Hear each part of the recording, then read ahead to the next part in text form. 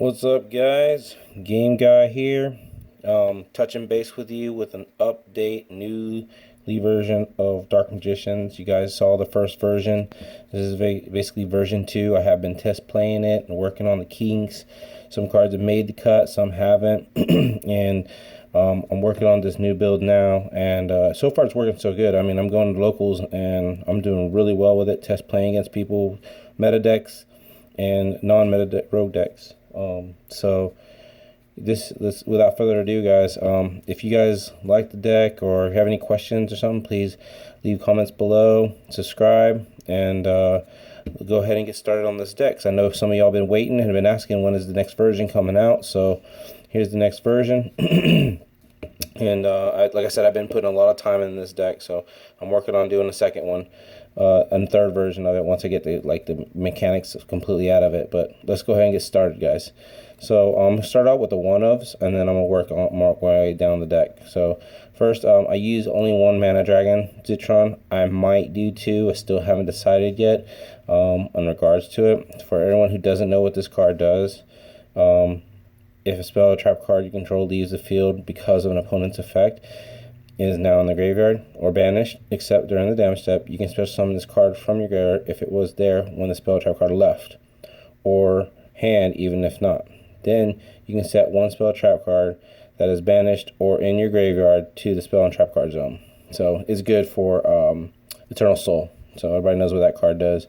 And then I run one Magician of Dark Illusion. I don't run two. In this build I was running two, but I cut it down.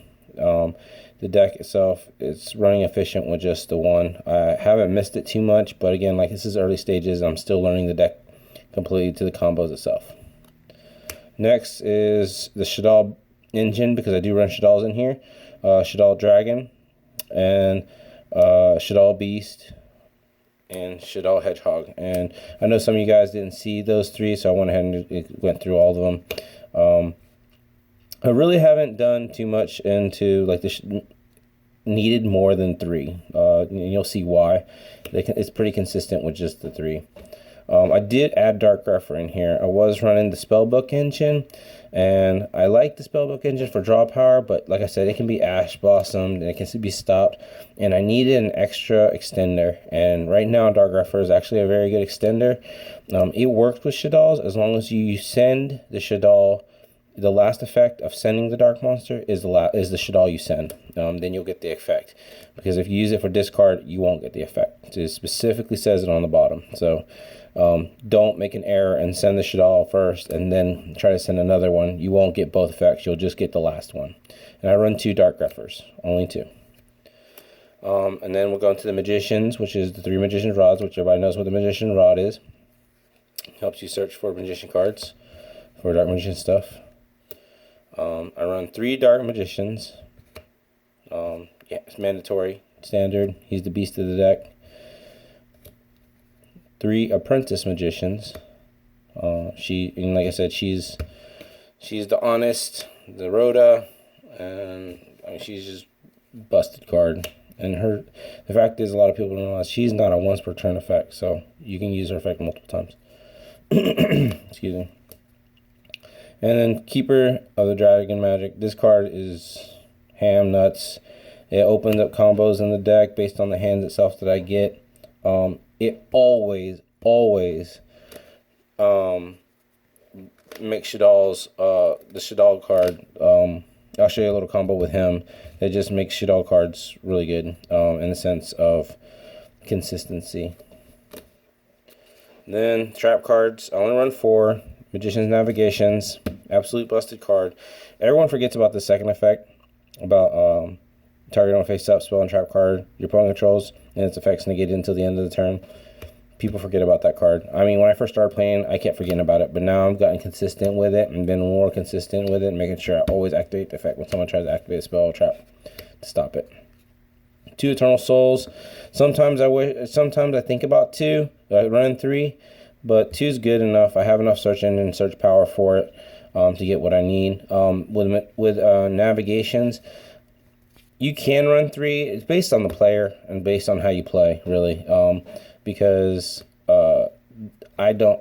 to me 3 can get cloggy, and that's just realism. But and some people say, and you know, I've seen different sites and different YouTubers that sit there and say, oh, navigation should be run at 3, some should be run at 2. It's based on the player. That's the honest truth. Polymerization, that's my one of. Monster Reborn, this card is amazing. I've thought about running it at 2, but I don't know. It can be bricky, but it's a very, very good card. Dark Magic Inheritance, Dark Magic Attack. Sorry, guys.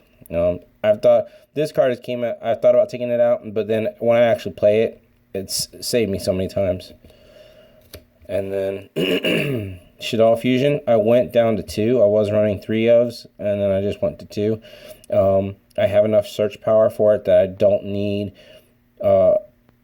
3. Just the ones are good. You won't mind seeing it in the beginning, and you don't mind searching for it. So you have search power for it. I run 2 Shaddoll Fusions and 1 Polymerization.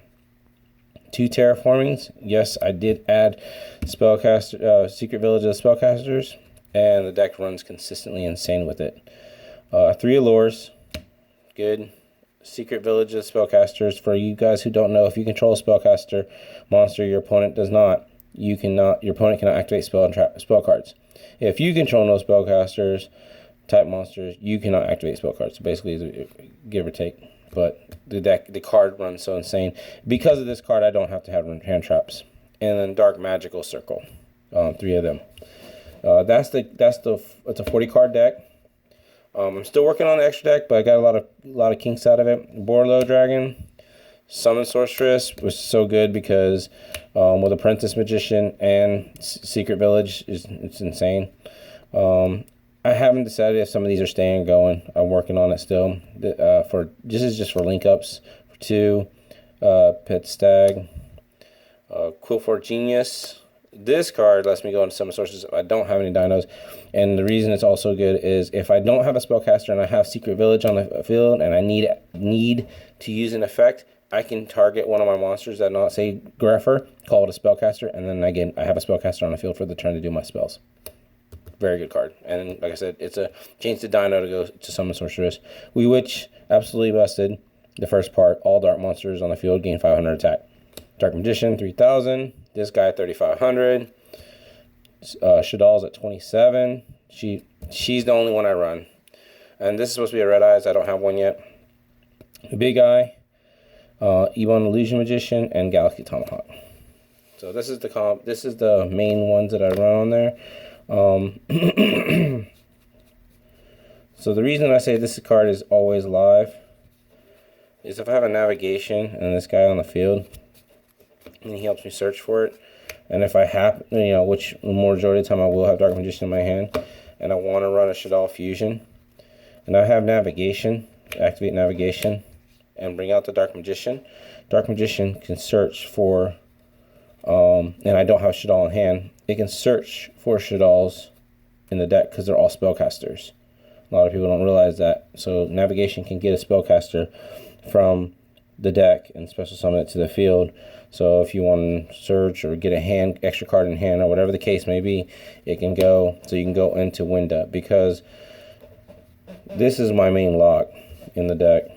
I'll show you right now. Sorry if it was a little messy. I just trying to do this short time.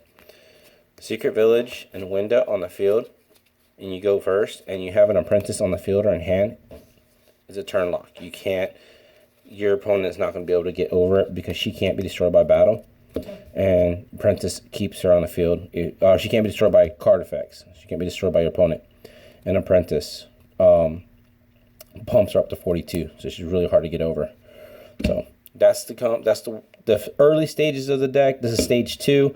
I'm still working on more, so stay tuned. I'm sorry I did this quick video. I wasn't trying to do a fast video today, but I wasn't planning on doing a video today, but I have to do this because it's working really well, and this is the only time I have before I go to work. So guys, take it easy, and stay tuned for the next ones, and again, subscribe, and if you have comments, leave it down below. Take it easy. Bye.